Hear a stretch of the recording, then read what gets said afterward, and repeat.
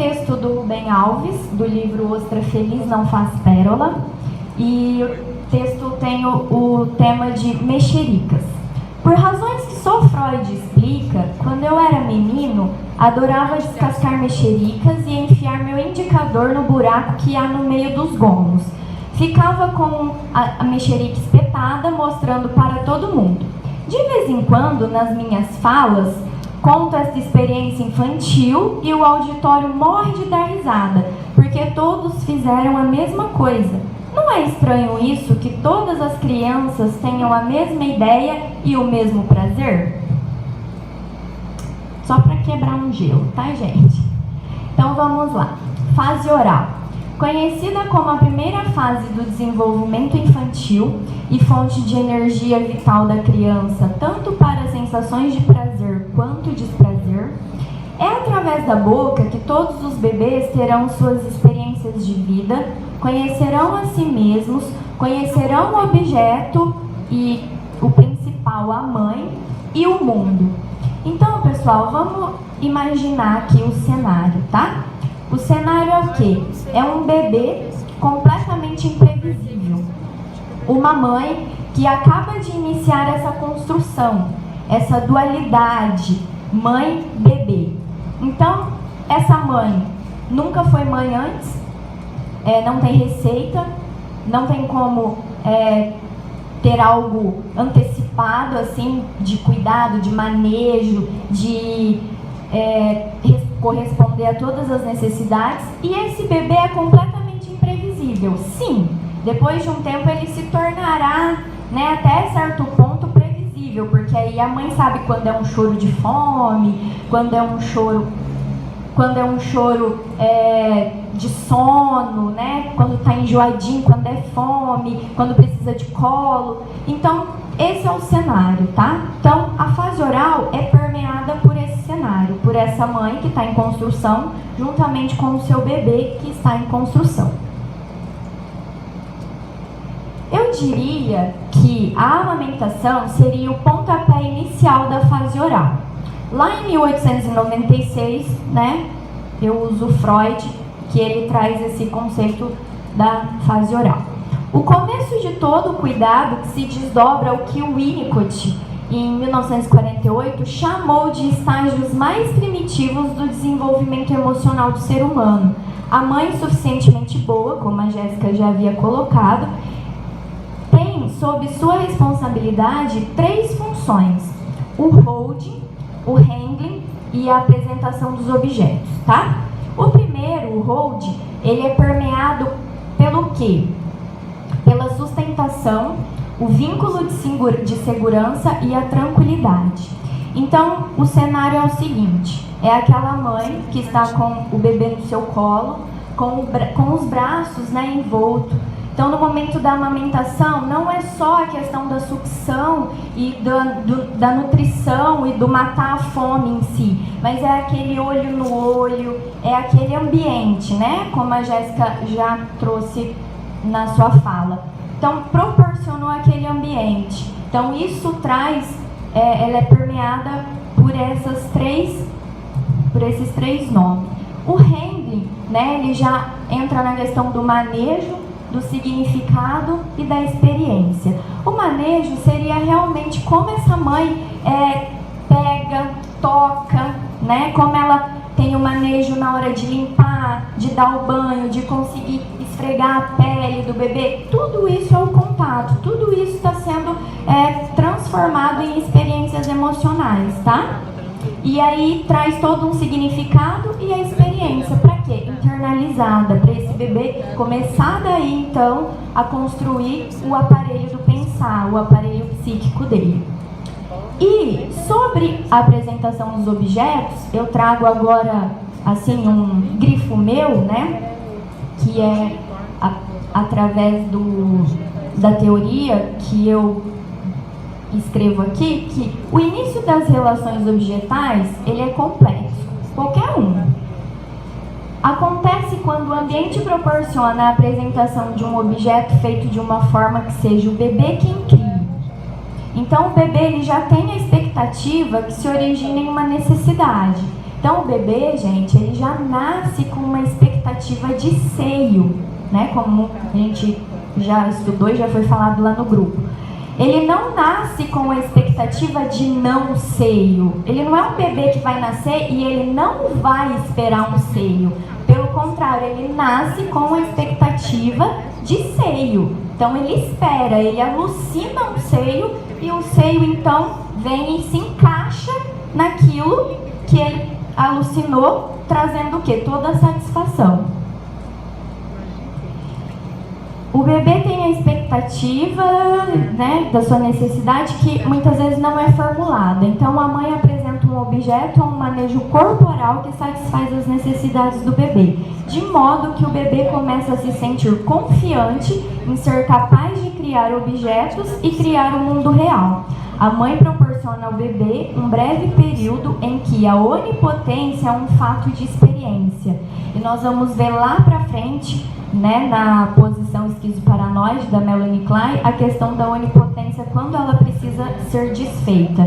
Mas eu achei interessante, né, assim, a forma que eu consegui pensar e elaborar, porque existe um momento que a onipotência ela é importante. O bebê ele precisa entender que ele pode tudo. E isso a gente já cai no narcisismo primário, que aí já é Freud.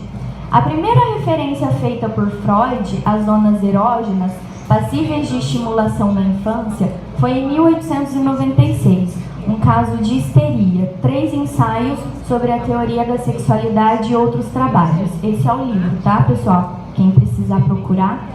Fases do desenvolvimento libidinal. Então nós temos a fase oral, anal, a fase fálica, o período de latência e a fase genital que já permeia a adolescência. Em 1856, 1939, o grande pai da psicanálise propõe a subsistência de 2 configurações de funcionamento da mente. O primeiro, processo primário, e o segundo, processo secundário. No primeiro, o processo primário seria o modo de funcionamento do inconsciente. O eu e o todo são a mesma coisa, portanto não existe diferenciação entre eu e o outro. Tá? Então não tem um reconhecimento, não tem a capacidade ainda. O bebê nasce e ele é o centro e só existe ele. Então ele ainda não consegue ter essa capacidade de distinguir o outro.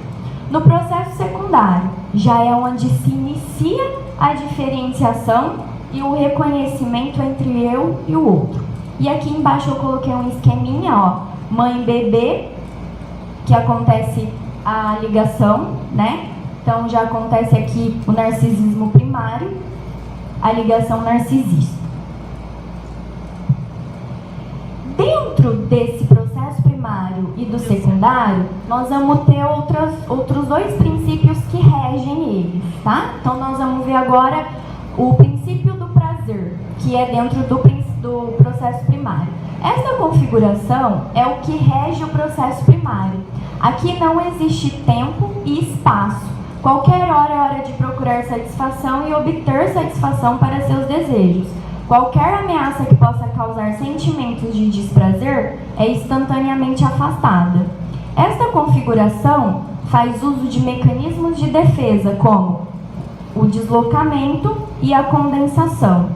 O deslocamento, ele é o quê? Algo ameaçador desloca-se para um objeto menos ameaçador. Então, gostaria de esclarecer trazendo um exemplo, né, da nossa vida.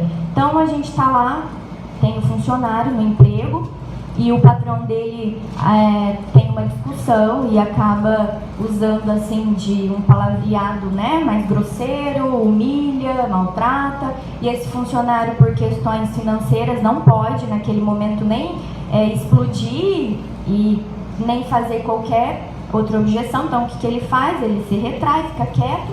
Nesse momento, né, no momento que ele vai embora, chega em casa, ele acaba o quê? Estourando com a esposa. A esposa, por estar ali também não entender nada, não consegue, dependendo como é a figura, né, desse marido em casa, ela também não consegue dizer nada pra ele, e ela estoura com o filho. E aí o filho, muito menos, né, sabe que não pode ir contra e acaba fazendo chutando o cachorro. Então percebe o deslocamento? Algo ameaçador veio, só que por eu não conseguir ir contra, eu acabo deslocando para uma figura menos ameaçadora. A compensação já é o quê? Eu agrupo várias características de um objeto em outro. Então, eu pego um pedacinho de um tio que foi muito bom para mim, da minha avó, que sempre fez um bolo que eu gostava, eu chegava lá, ela me tratava muito bem, me dava o café da tarde, de um professor, né, que era muito carinhoso, que conseguia, com ele eu conseguia entender a matéria, e aí eu vou agrupando em uma outra pessoa, percebe? Então, eu crio, né, o Renato até fala lá no grupo, um Frankenstein de coisas boas, né, de pedacinhos bons. E também pode ser de pedacinhos maus também, né, eu vou condensando e criando conforme for a demanda interna que eu esteja naquele momento passando e sentindo, né. Sempre, e assim, qual que é o intuito? O intuito disso tudo é sempre se livrar de qualquer desconforto. E aí, como que isso acaba acontecendo na vida adulta? Né, assim, até na criança, né, não tem diferença entre criança e adulto, mas por meio da idealização, da fantasia e da ilusão. E o sujeito que está em terapia, ele vai ser convidado a desconstruir, porque a Jéssica também comentou sobre essa questão mesmo assim, do desconstruir, de conseguir discernir pela fala, né, como é uma fala às vezes repetida, o que é ilusão, o que é realidade, e aí desconstrói. Mas isso tudo é o quê? Para afastar o desconforto, aquilo que é ruim. O segundo, que permeia o processo secundário, é o princípio do desprazer ou o princípio da realidade, quando a realidade se configura através da capacidade de reconhecimento da existência do outro, da existência da mãe, percebendo que todo desprazer também é gerado pelo objeto mãe. Então aqui seria o quê? O bebê, ele não entende que a mesma mãe, a mãe, ela é essas duas faces. Ela é o seio bom, aquele que quando ele quer tá ali para nutrir, tá ali para satisfazer. Mas ela também é o seio mau quando ela precisa trabalhar e assim, fora ou até em casa, que tá lá lavando a louça ou fazendo um almoço, uma comida, e ele tá lá chorando que ele quer o seio, só que ela não pode ir naquele exato momento. Então ela é o seio mau, ela também traz um desconforto, ela também frustra, tá? Então acontece o quê? A integração disso, seio bom, seio mau. A minha mãe, né, que ela também só satisfaz, mas ela também priva. É a mesma pessoa. Então acontece o reconhecimento. Então aqui o esquema, né, o objeto, a realidade, a dependência, porque aí eu acabo reconhecendo, o bebê acaba, né, reconhecendo que ele é dependente do outro, e acontece o que? A quebra do narcisismo. Então percebe-se o que? Não sou o centro, não existe só eu, não é só isso que permeia a vida, existe o outro, e ele também tem uma demanda, ele também fala não, ele também não pode só dizer sim e me satisfazer. Não importa o que eu desejo, a realidade vai continuar existindo. Quanto mais capaz eu for de abrir mão do meu desejo, mais capaz eu serei de reconhecer a realidade. Bom, aqui é a Melanie Klein, que é o segundo nome mais conhecido e que leva destaque dentro da teoria psicanalítica. Ela é criadora da teoria das posições, 1934. Klein dá maior importância na construção dos relacionamentos que a criança desenvolve em seu ambiente, tá? Então, no principal ambiente familiar e principal ambiente, né, pai, mãe, pessoa. Levando em conta sempre a intimidade e cuidado da mãe para com o bebê e pensando sempre na criança. O objeto é aquele que possui ligação e atende sempre às necessidades e satisfação, tá? Então, o elo sempre é o objeto. Então, agora eu gostaria de trazer uma ideia sobre a diferenciação de fase e posição, porque nós estávamos em Freud e ele fala sobre fase, né? E agora estamos em Klein e ela fala sobre posição. Fase traz a proposta de algo fixo, cristalizado, tá? O indivíduo passa por cada uma das fases e, assim, cada avanço que o indivíduo dá para a próxima fase, não é possível ele retornar para a fase anterior. Então, é fixo. Se eu passei pela fase e ficou algum resquício, nós vamos ver nos próximos slides sobre a questão da fixação. Então, faltou algo e aí eu fixei. Então, não é possível voltar para que isso seja elaborado. Porém, a gente continua com a fixação e isso irá ser elaborado em terapia mais para frente. E a ideia de posição? Nos propõe a ideia de flexibilidade, onde o sujeito pode transitar entre uma posição e outra. Então, para Klein, é assim: eu estou na posição esquizoparanoide, que ela tem sucessões de mecanismos de defesa, que nós vamos ver nos próximos slides, e em algum momento eu vou passar para a posição depressiva, porém eu tenho a flexibilidade de voltar na posição esquizoparanoide e me encontrar em algum dos mecanismos de defesa que nós vamos ver. Então, posição esquizoparanoide é a posição inicial na vida do bebê, para Klein, tá? Ele ainda não percebe o outro além dele mesmo e ainda não existe o reconhecimento total do objeto que é a mãe.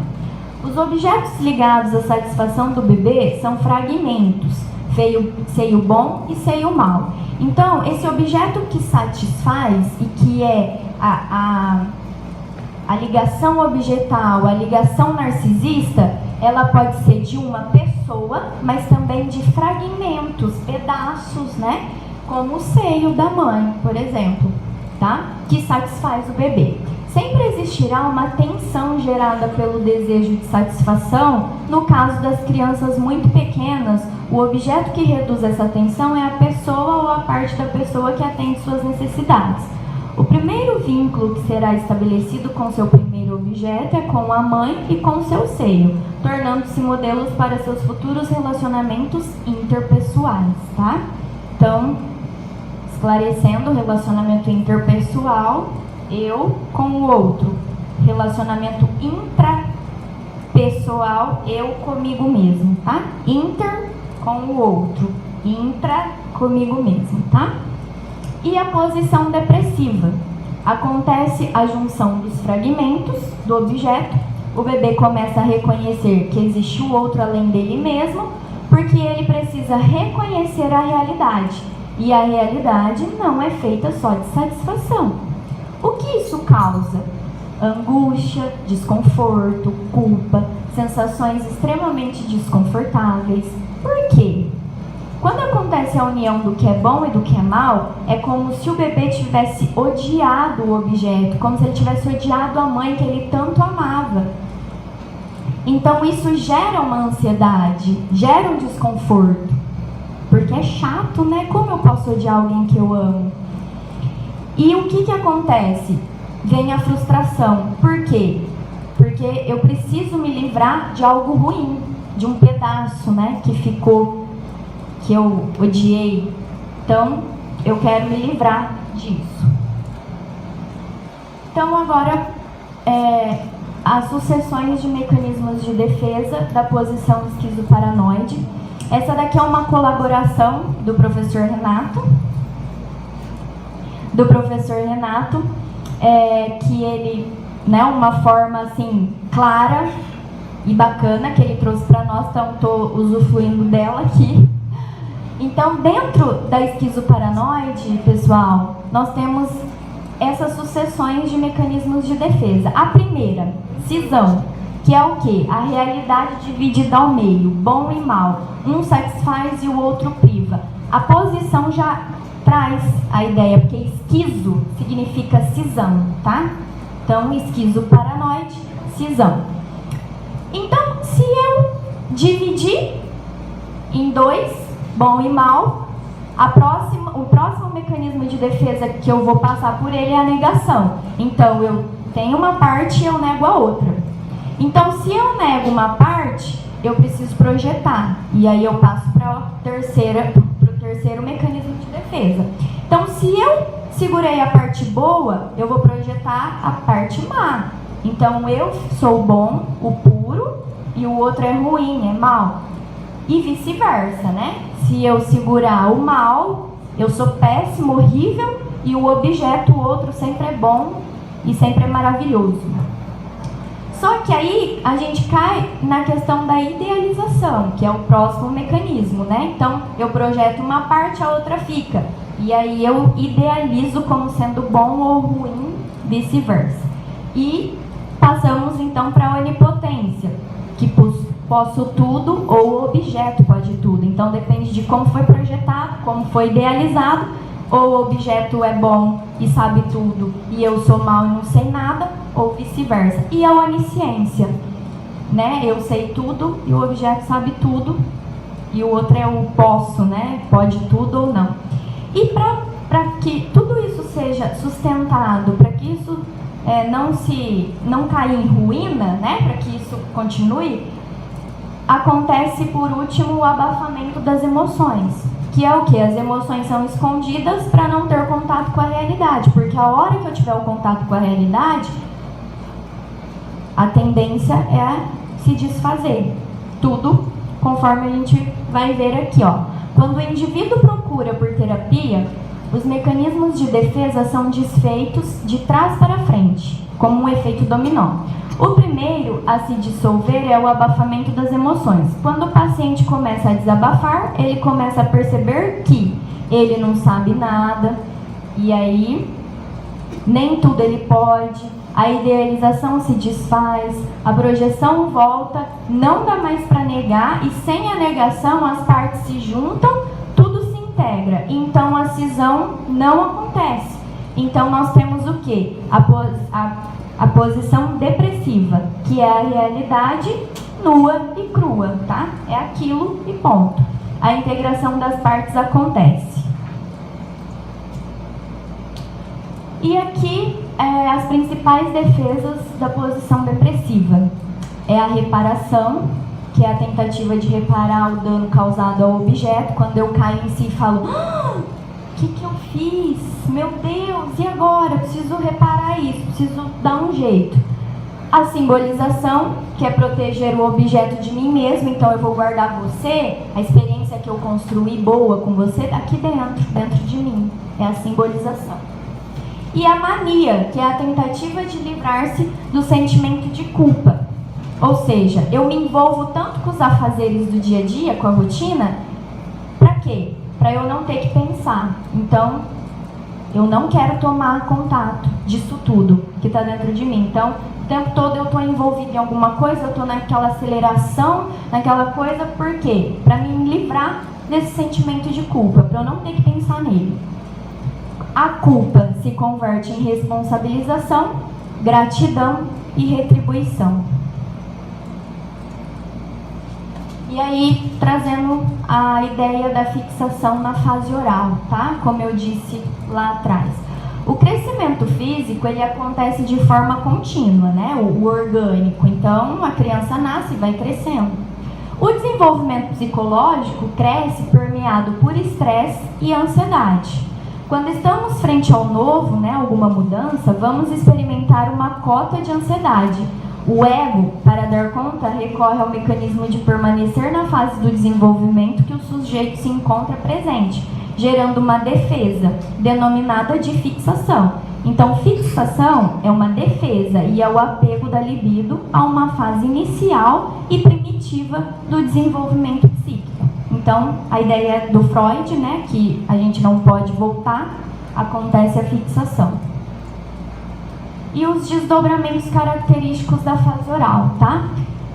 É um sujeito que vai ter extrema dependência, urgência em satisfazer as necessidades, baixa tolerância à frustração, baixa tolerância à ansiedade de separação, sempre terá um sentimento de abandono, então ele sempre foi abandonado. Nenhuma consideração pelos outros, muitas vezes desenvolverá, né, anorexia ou a bulimia, e aqui, para dar um exemplo, anorexia, né, como estou usando o bebê, aquela coisa, eu gero um desconforto na minha mãe quando eu mamo, então assim, eu vou evitar.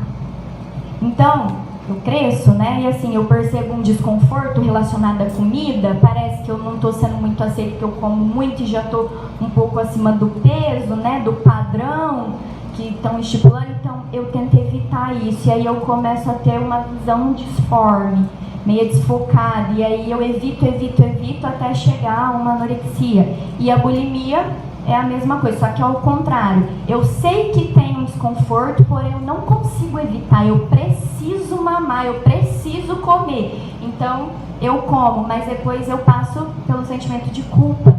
E aí eu preciso me livrar dessa culpa. Então eu vomito, né? Eu mesmo estimulo o vômito, tá? E aqui a bibliografia, né, que eu usei. Gratidão. Muito obrigada. É isso.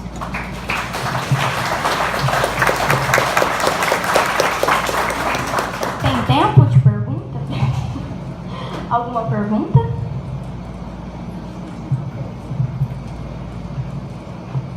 Na condensação, eu não entendi. Você falou que a criança pega um pouquinho do tio, que é muito bom, o professor que é carinhoso, e aí cria uma imagem. Aí essa criança, ela segue isso ou não? Ou ela só cria essa imagem? A gente pode pensar até no que a Jéssica trouxe antes, sobre a questão da transferência, né? É exatamente isso. A condensação vai ser exatamente esses pedacinhos bons, né, junto, procurando um objeto que tenha todos. Porém, o objeto não é isso. Ele é ele, com as partes boas dele e com a parte ruim. E aí eu vou até isso, transfiro. Porém, o que? A questão do que é saudável é quando isso se desconstrói, né? A criança chega um momento, e até o adolescente ou o adulto, que ele percebe que ele só se ligou, teve uma ligação por causa desses fragmentos que ele construiu e projetou. Sim, até um momento. Depois ele percebe que não é aquilo, que aquilo foi a condensação, que ele projetou, que a pessoa é outra, né? Respondi? Alguém mais? A minha pergunta é a seguinte: Jean Piaget, ele fala sobre a característica do ser humano dividida em 4 estágios operacionais. E a questão da quebra da criança narcisista seria, na sua opinião, na primeira infância? Seria de 0 a 2 anos de idade que ela teria essa quebra desse pensamento, desse comportamento narcisista? Ou seria mais à frente, na segunda operação, por exemplo, de desenvolvimento da criança? Olha, na minha opinião, assim, os teóricos, eles trazem, sim, uma faixa etária, né? Porém, a gente vê adulto narcisista, que não conseguiu ser quebrado, isso na infância, e aí ele vai permear, ele vai carregar. Então, eu acredito, assim, que possa ter a faixa etária onde isso possa se desenvolver, porém, depende do ambiente, né? Se o ambiente foi capaz de promover a quebra do narcisismo, né? Se não, ele vai carregar, e isso em terapia, contar com a sorte, assim, de procurar terapia, amadurecer e falar, não, eu preciso, e conseguir tomar consciência disso. É o que a gente espera, tem esperança, né?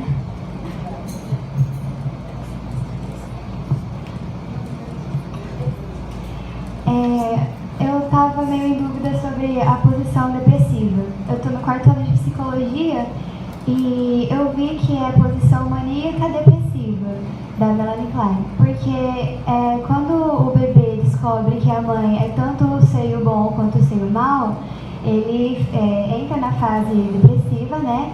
De descobrir, tipo, nossa, eu fiz mal pra minha mãe, e ele começa a querer compensar a mãe por isso. Ele começa a ficar com receio de tudo aquilo que ele fez pra mãe, né? Então, sobre a reparação, a simbolização e a mania que você colocou nos tópicos. Não seria, então, a fase maníaco-depressiva e sem ser só depressiva? Porque a mania já vai estar na fase toda, ela não vai ser seguida em posições, sabe? Eu acredito que é isso mesmo. É conforme você falou. Ali eu coloquei em tópico só para eu poder falar de cada uma, tá? Mas Agora, assim, a mania que eu trouxe ali é a questão, eu até dei o exemplo já da questão do adulto, né? Quando ele se envolve demais com os afazeres, ao ponto assim, eu não quero pensar sobre isso, sobre a culpa. O bebê, provavelmente, a criança, ela não vai ter como, assim, fugir, né? De uma forma, mas ela não vai verbalizar, ela não tem como verbalizar isso. Mas é exatamente isso que você falou, não é em posições. Trouxe uma contribuição. Muito obrigada. Alguém mais? Perguntando, meu nome é Juliana, tá? Eu gostaria de saber assim, e a criança que não foi amamentada? Ela não teve nem o seio bom e nem o seio mau. Esse humano, assim, o ser dele depois, quais são as questões que vai trazer, porque querendo ou não, ele não teve esse contato e por algum motivo, né? E o que ajudaria a modificar isso? O que a gente pode fazer com isso? Você é mãe? Não? Eu gosto muito do Winnicott, porque praticamente os livros dele, ele começa sempre falando que, por ele ser pediatra, né, e psicanalista, ele começa sempre falando, e a Jéssica gosta muito do Winnicott, tem bastante livro, sabe?